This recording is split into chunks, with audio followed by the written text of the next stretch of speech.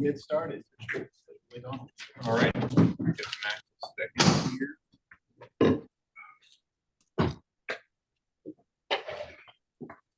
All right, so we'll be moving on to the gas industry for specific discussion surrounding questions about that.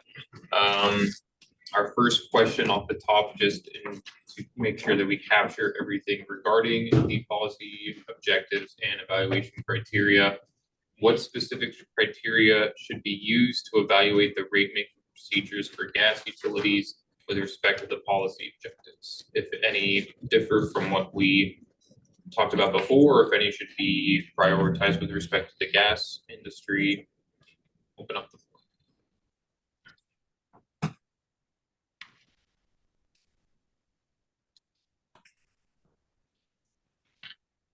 Well, is the gas utilities going to say anything, or you want me to start?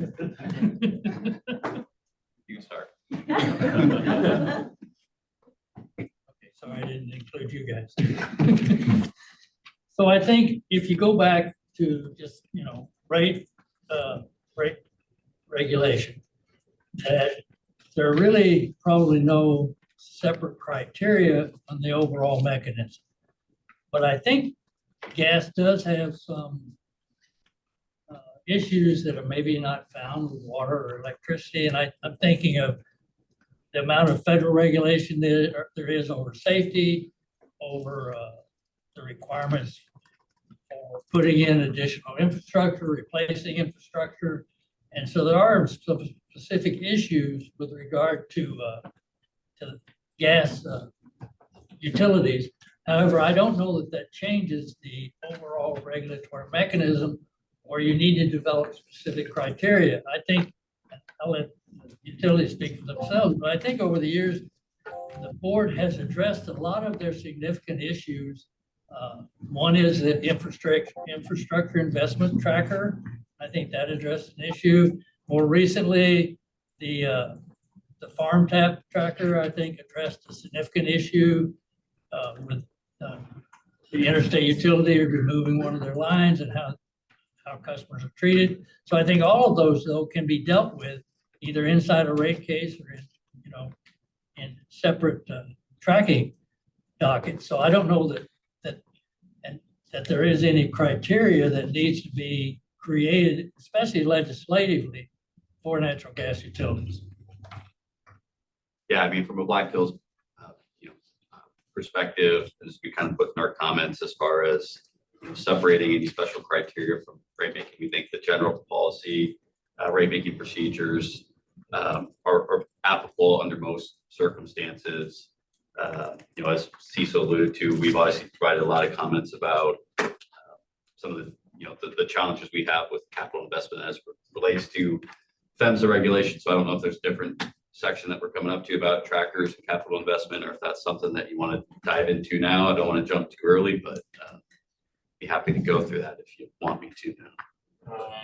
Yeah, I feel the floor is yours. Sure. So Cecil is right. We are very appreciative. There is under chapter 199-19.18, there is an existing capital tracker regulation. So we are appreciative of that from the board. From a perspective of the policy objectives, where we're talking about safe, adequate, reliable service, as Cecil noted when we were talking about the definitions of safe, is it meeting state and federal safety regulations? And as I think a lot of people are aware of, between the MEGA rule, the Pipes Act, upcoming EPA, we've had conversations with our engineering staff. We're expecting more safety regulations to be coming down. And so when we're talking about needing to meet the policy objectives of providing safe, adequate, and reliable services, this is going to require, in order to meet those regulations, a lot of investment in capital. And that's capital that is non-revenue generating.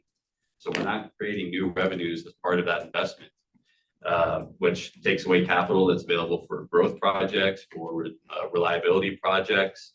And so it puts pressure on us to have to put a significant amount of capital in the ground for safety purposes, which is needed. And in our notes, we talked about our challenges. I think Sam had alluded to it earlier. Not all utilities are the same. We are a primarily rural utility. Most of our towns are 700 people or less. So we have that, the cost per line. And so we are very interested and appreciative of an expansion of capital investment, or at least the consideration of that. In our comments, we noted some of the deficiencies or challenges presented with the existing rule that we would like further evaluation. One of those being, an adjustment to the weighted average cost of capital versus the cost of debt. As you're aware, when we put infrastructure in the ground, that's being funded by debt and equity, and so to only recover the debt portion of it, we think that should probably be looked at and adjusted to reflect the actual financing cost of putting that capital in the ground. We also see significant lag with the existing mechanism, 12 to 18 months, and a lot of other jurisdictions that we're seeing now, that we're seeing contemporaneous investment with the true-up on the back end of that. And that's because we're seeing, the ratepayers are getting those immediate safety benefits from having a safe and reliable system. And then finally, just a broader expansion of the existing mechanism for more broad and expansive projects that qualify under the mechanism. I think some of the projects are a little bit outdated and not keeping up with what we're seeing from PHMSA regulations going forward. So we are supportive of expansion of the capital tracker rider for those purposes.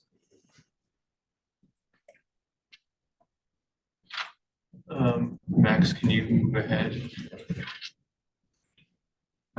So that also brings into point, those comments also bring into point the second question that we have regarding, similar to what we discussed about with electric, but now specific for gas, if they require similar or different rate making approaches from electric and water utilities. So specifically considering gas and the points that were just made, should there be separate rate making procedures specifically for gas, for the gas industry, separate between electric and water, or are there enough similarities between the three that they can be adopted under one umbrella?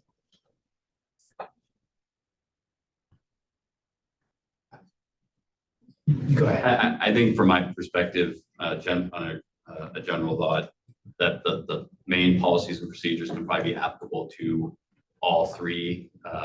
In a rate case proceeding, you do get to bring unique issues to your company, to your industry, to the extent that there are certain unique items that can be addressed through a capital tracker rider or something else. That's a policy that the board and the legislature can use to look at. But I think from a general perspective, the traditional rate making process still applies, and I think applies to the three different types of utilities that we're discussing here.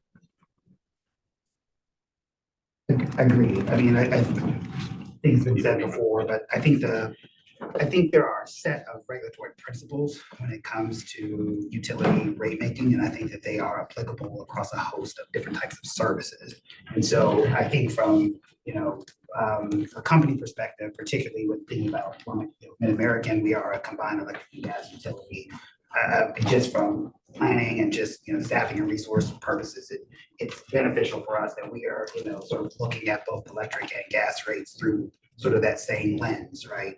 So I think we just use the regulatory tools that we have at our disposal, and which tool you use may be dependent on the situation. There may be a specific need, as Adam talked about, based on what's going on through the government level or the federal regulatory level, that requires a different approach or a different tool. But I think all of those tools should be available across the various utility services. Jennifer? Did you want to address expanded use of trackers right now, or is that a topic later? Oh, we can address that now. Okay. So, our comments explain that use of trackers, should be limited as it has been. And I would caution against expanding. Trackers allow the utility to recover costs outside of a rate case without any review of whether their revenues and costs justify that piecemeal rate making. It discourages efficient management of costs. I was at a meeting earlier this year, and one of the utility presenters was explaining that $1 in operational savings supports $8 in capital expenditure. And so when a utility is searching for operational savings, that's one way they can make necessary investments in their infrastructure. And I would caution against expanding trackers, especially in light of policy goals of making sure we have just and reasonable rates that are affordable.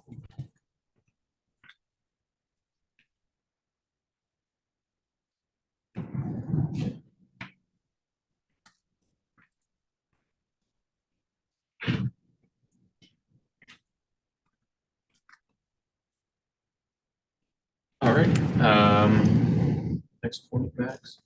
So similar to the discussion on electric, considering how commercial and industrial gas customers can purchase supply at market rates, should other exemptions or similar exemptions be included in separate gas rate making policies for those customers? Or is the existing kind of application of gas rate making policies for commercial and industrial customers sufficient? Can I ask for what you mean by exemptions? It was similar to the discussion that we had on for the electric industry, specific on exemptions to purchasing or like service area restrictions for gas customers versus being able to go out of state. So just different applications of policies to industrial and commercial customers relative to residential customers.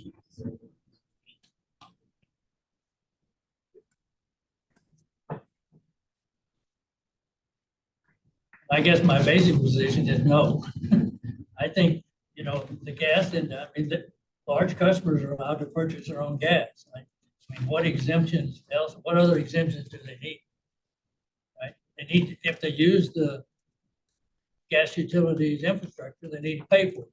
Other than that, they can purchase gas and make their own decisions about whether they are getting a good deal or not. And if they want to go back to the utility, they can. But that's, I don't know if there needs to be any exemptions for them. None off the top of our head. I mean, I think Cecil hit it. They pay a transportation rate to use our system. So off the top of my head, I can't think of any exceptions that are needed.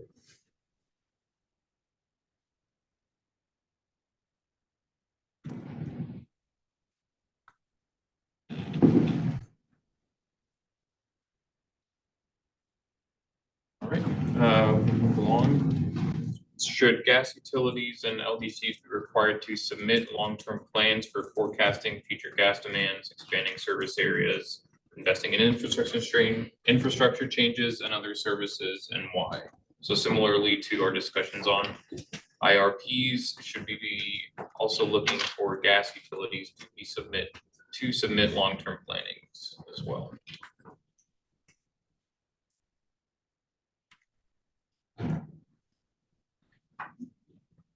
So again, I'll begin. I think yes.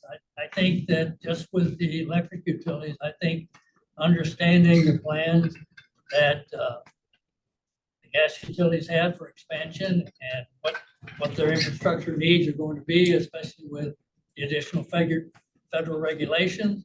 I think all of that, is part of a plan looking forward. Not only informs the board, but informs ratepayers and the overall Iowa citizens about what's needed to provide safe and adequate service.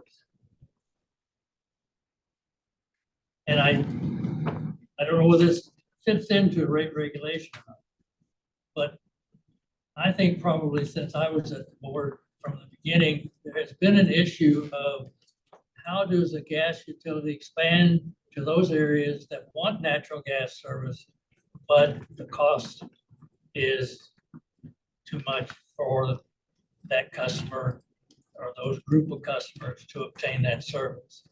And I don't know if that's something, a policy that the legislature should address about how to provide for that expansion, and I'm not exactly sure where the cost should go. But I know that it has been an ongoing issue.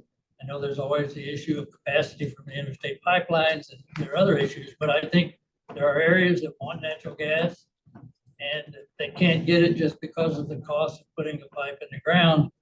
And based upon the current regulations at the board, the customers who want the gas are going to have to pay for it. And I know that's contrary to energy efficiency, the whole move to wind and electric, but I think it recognizes that there's a lot of gas and people, you know, some people want to use it. And is there a way, or should the legislature look at a way to provide some of its citizens access to natural gas service?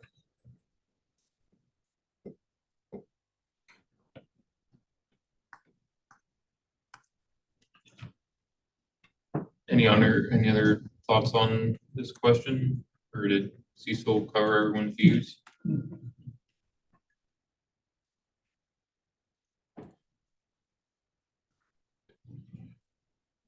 All right, lastly, anything else that stakeholders would like to address regarding the gas industry at this time? Any topics that weren't brought up today that wanted to go deeper on, anything specific? I would add one thing. Sorry.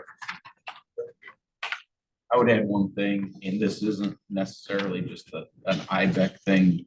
Most of you around the room know that I do the Iowa Chamber Alliance as well. And, you know, Brian Sellinger from IEDA, we were talking something he said earlier about biogas. I think there's a huge economic development opportunity in the state for biogas. So I just want to make sure that that's reflected in, you know, signals we give to policymakers about, you know, making sure that we're incentivizing investments that could locate here or could locate elsewhere if we don't have the right policy environment for it.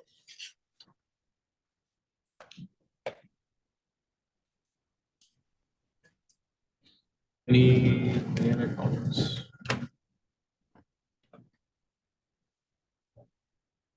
All right. With that, we will move into the water industry specific comment or discussions. Second here.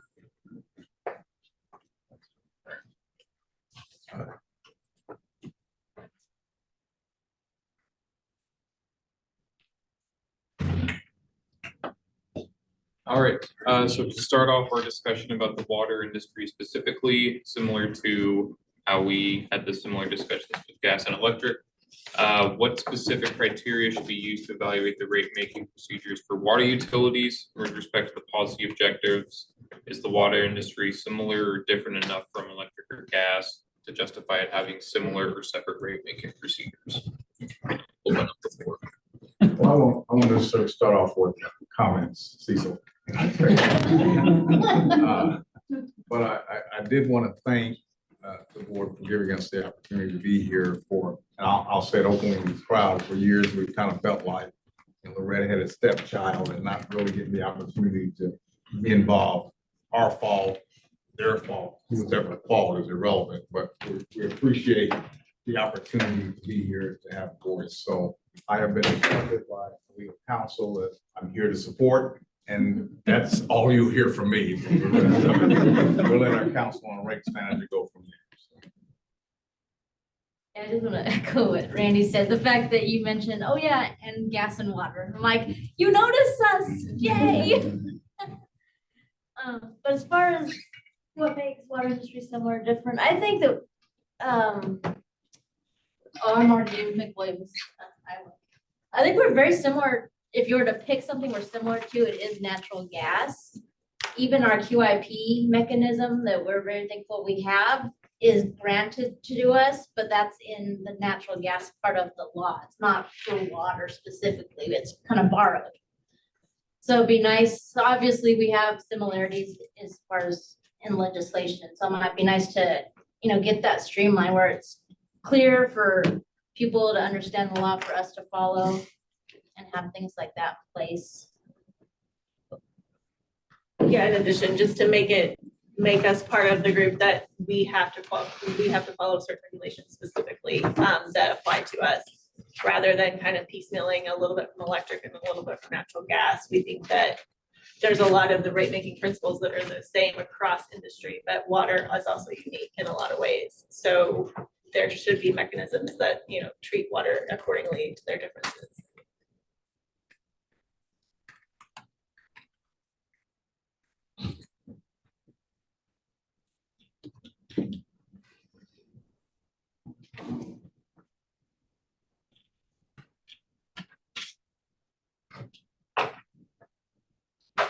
Cecil.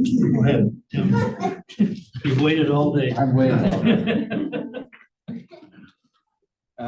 Tim Whipple with the Iowa Association of Municipal Utilities. And I think it's important to know at least two things about the water industry. And by that, I mean drinking water and sewer and wastewater. It's mostly municipal in the state of Iowa. And it's intensely local. Doesn't depend on an interstate natural gas transportation system, and it doesn't require electric transmission lines to move it around.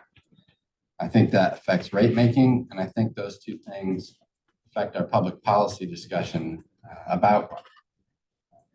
Issues of treatment and sourcing of water are important, but I think it does differentiate it quite a bit from gas and electric.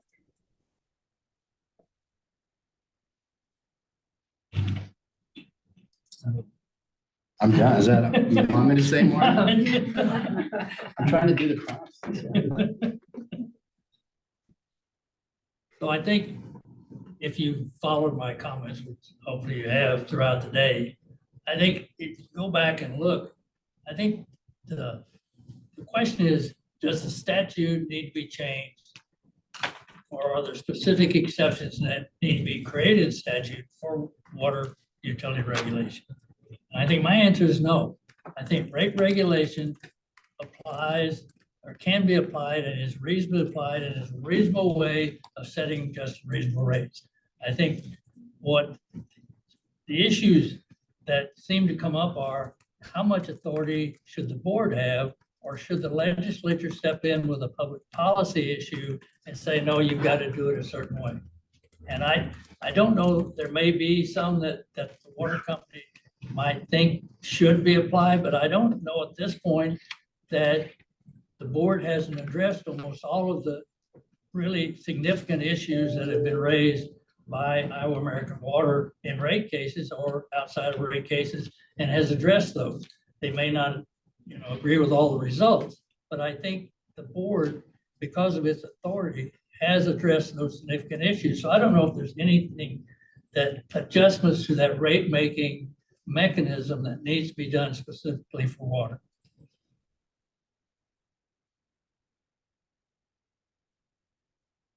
My response to that would be I think the board can take a broader approach in looking at water and the different requests that Iowa American makes, or any company that comes in for water and wastewater, because there are specific environmental regulations that we have to comply with that are ever changing. And I think that the board could have, I think the legislature could have some input into that as well. I think it can be a dual purpose solution to address some of those things.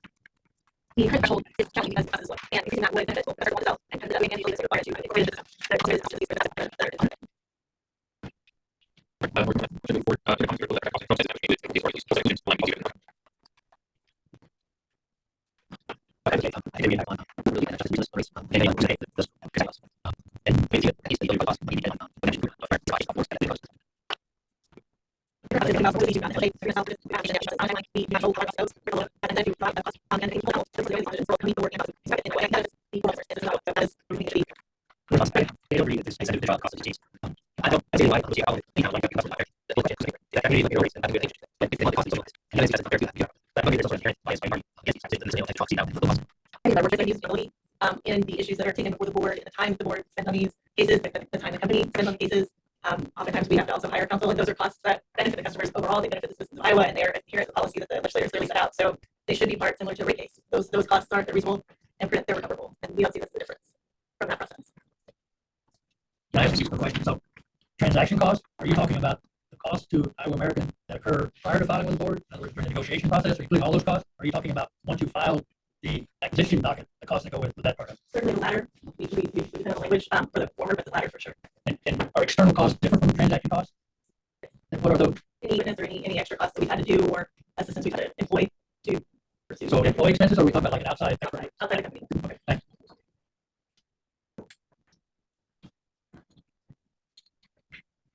We have Representative Eisenberg on this as well.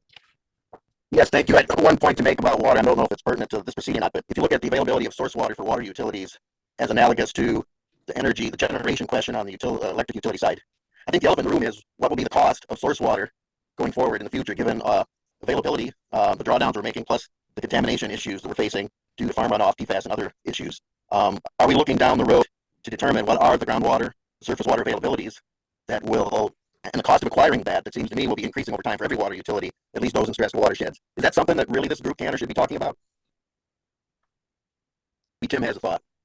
I think what you're right is that's something that supports requiring some kind of, not integrated resource planning, but some kind of planning process so that the water utility is letting the board and the public and its customers know if are there issues coming up with regard to the source of its water. Are there big expenses that are going to come? Or is there something else they need to do? And I think planning should identify those and allow for stakeholder transparency and stakeholder input so that when that happens, it's not like a surprise.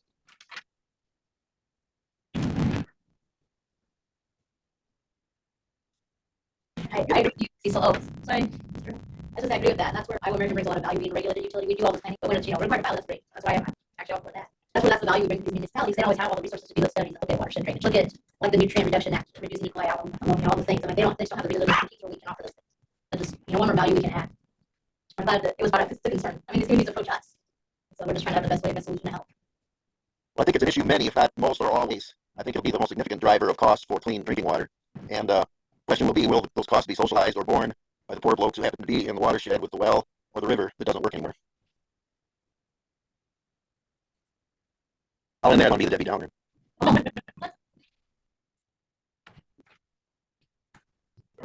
No other comments on the water industry? We will pass it along to the next steps and kind of closing remarks that we had. So thank you all for participating today.